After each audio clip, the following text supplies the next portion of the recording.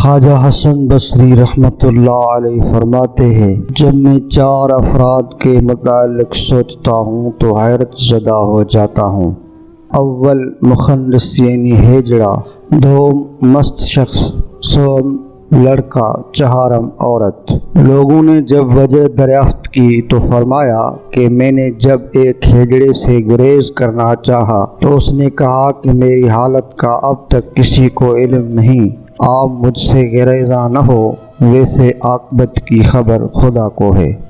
پھر فرمایا ایک شخص مستی کے عالم میں کیچڑ کے اندر لڑکھڑاتا ہوا جا رہا تھا، میں نے کہا کہ سنبھال کر قدم رکھو، کہیں گر نہ پڑنا۔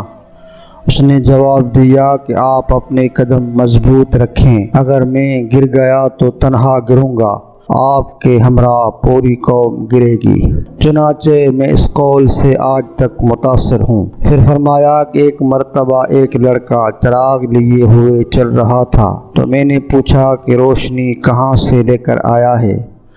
اس نے چراغ بجھاتے ہوئے کہا کہ پہلے یہ بتائیں کہ روشنی کہاں گم ہو گئی، اس کے بعد میں آپ کو جواب دوں گا کہ روشنی کہاں سے آئی۔ پھر فرمایا کہ ایک مرتبہ ایک خوبصورت عورت منہ کھولے ہوئے ننگے سر غصے کی حالت میں میرے پاس آئی اور اپنے شوہر کا شکوہ کرنے لگی۔ میں نے کہا کہ پہلے اپنے ہاتھوں سے منہ تو ڈھانپ لو، لیکن اس نے جواب دیا کہ شوہر کے عشق میں میری عقل کھو گئی، اور اگر آپ آگاہ نہ کرتے تو میں اسی طرح بازار چلی جاتی اور مجھے بالکل ہی محسوس نہ ہوتا۔ لیکن یہ عجیب بات ہے کہ آپ کو عشق الہی کا دعویٰ بھی ہے اور اسی کی روشنی میں آپ سب کو دیکھتے ہیں، اس کے باوجود بھی آپ اپنے ہوش و حواس پر قائم ہیں۔